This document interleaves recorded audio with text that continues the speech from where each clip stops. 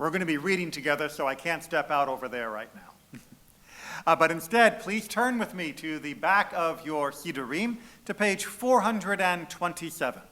During the holiday of Sukkot, it is customary to read from Megillat Kohelet, the book of Ecclesiastes, one of the least read and least understood sections of the Tanakh. It stands out for its philosophical reflections on life in a way that is more direct and, unfortunately for some casual readings, more depressing than other portions of the Tanakh. But we will try to redeem some of that and show you the wisdom that is found within its pages and how important it is. So we will read our selection beginning on 427 and continuing on to 428 from chapter 9. Chapter 3, as you can see, is much more famous and therefore does us no good. Go, eat your bread in gladness and drink your wine in joy, for your action was long ago approved by God. Let your clothes be always be freshly washed, and your head never lack ointment. Enjoy happiness with the woman you love all the fleeting days of life that have been granted to you under the sun, all your fleeting days. So far, so good, right?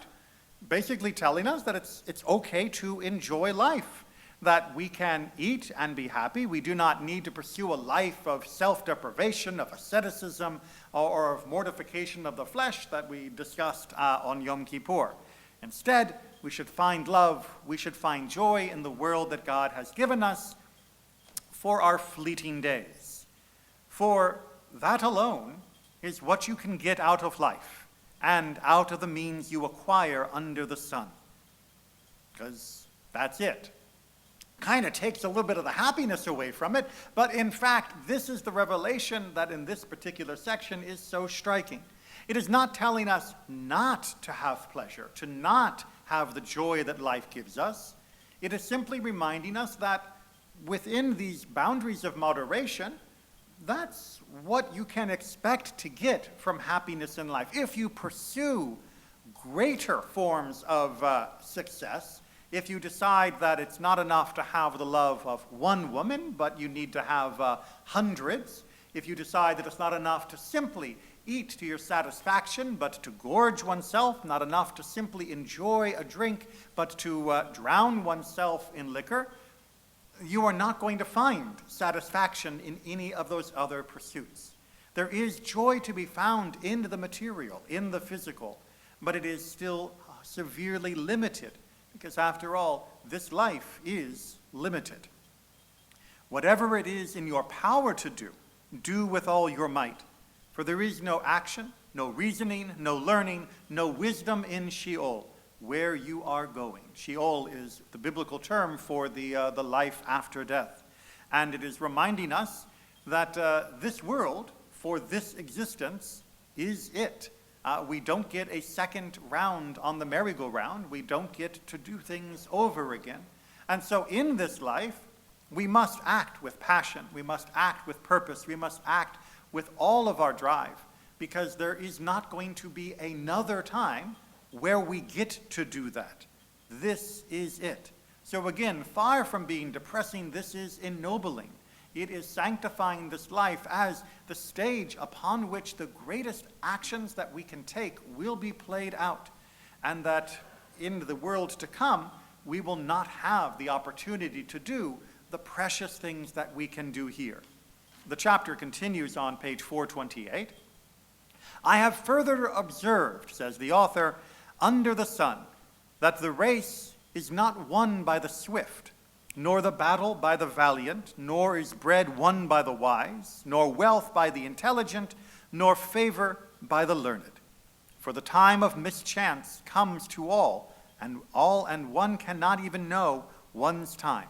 As fishes are enmeshed in a fatal net, and as birds are trapped in a snare, so one is caught at the time of calamity, when it comes upon you without warning. So here is continuing that theme from the previous paragraph by reminding us that you may think that your wisdom, your understanding, your perception of how life works will allow you to properly plan everything in advance, and so that right now you need not worry about those acts of joy and of love, because there will be time enough for that eventually. And right now, I am able to do what I want because I'll be able to do something better in the future. That's not the way it works. Yes, you may be fast. That does not mean you will win the race. Yes, you may be valiant, you may be strong and mighty. That does not mean you will win the battle. You may be wise, but you may still fail. That there is no guarantee of what tomorrow will bring. There is no guarantee of what your success will be. There is not a one-to-one correlation, very much as our Torah reading spelled out this morning. Therefore, we do not give up. We do not despair. We do not say, well, what's the point? We say, well, then I guess I should seek that pleasure and joy within the bounds that God has approved, to be able to experience life now, this world now, to recognize that its blessings can come to me now. Doing so in ways that are appropriate and recognizing that limitation on hedonism, that we cannot think that we will have greater joy by turning up the amount of physical pleasures beyond what they should be, but also not denying ourselves them or overly delaying them unnecessarily. The thing, too, I observed under the sun, he continues, about wisdom, and it affected me profoundly. So much of Kohelet is this debate of what is the point of wisdom? And here we see another observation.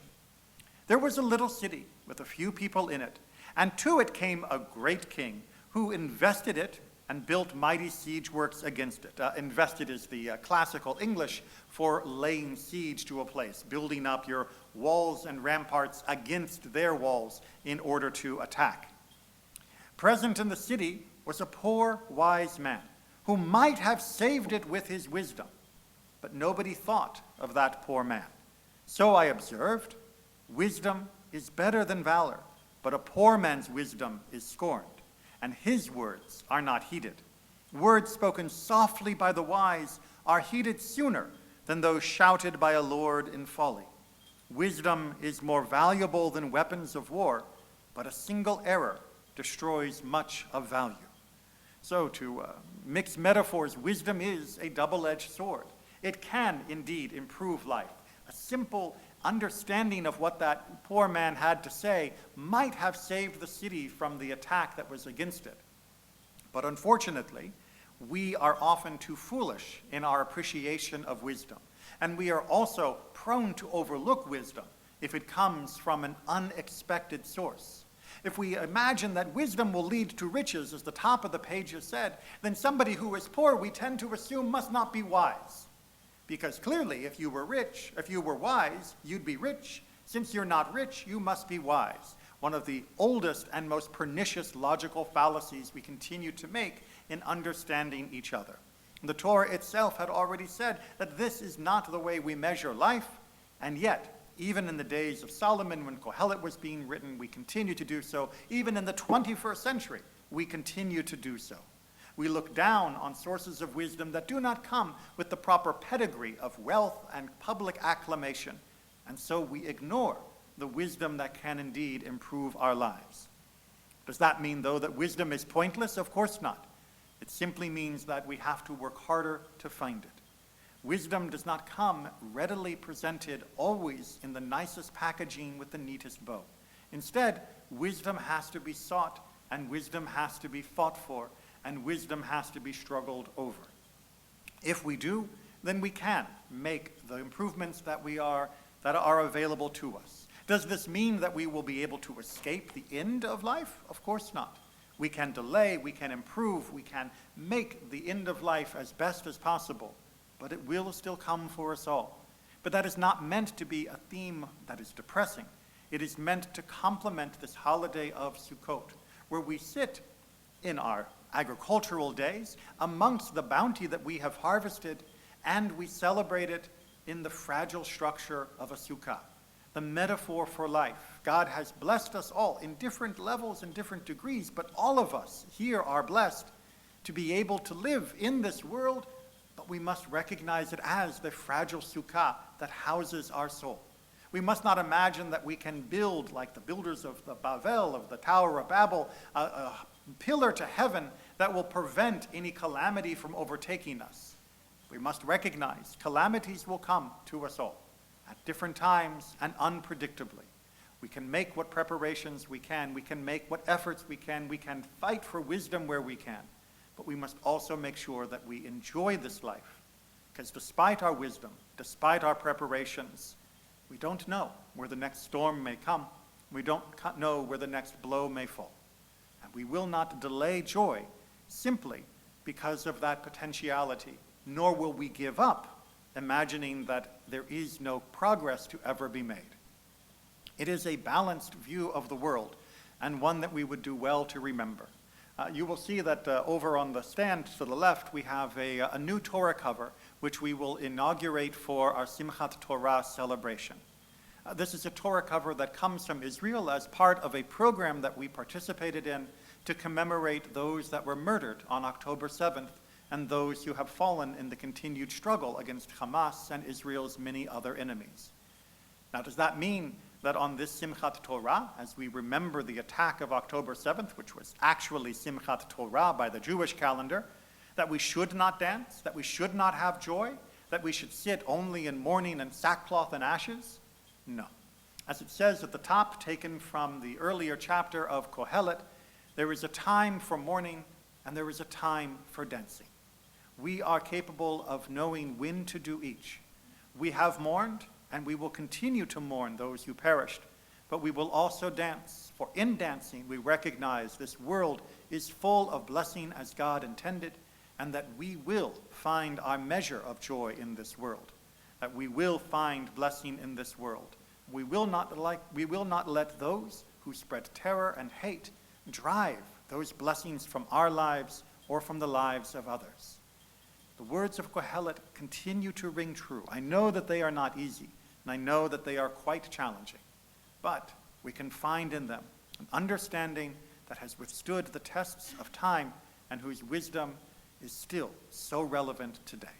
So with that, I will wish you all not only a Shabbat Shalom, but a Moadim L'Simcha, to recognize this is a time of rejoicing. And even though our own personal sukkah in the back is looking a little shvach, as its schach has fallen almost completely, I haven't checked it this morning, that does not mean that there isn't still a glimmer of hope, a glimmer of joy. Find it, seize it, enjoy it here and now. There isn't a second chance. Shabbat Shalom, Moadim L'Simcha.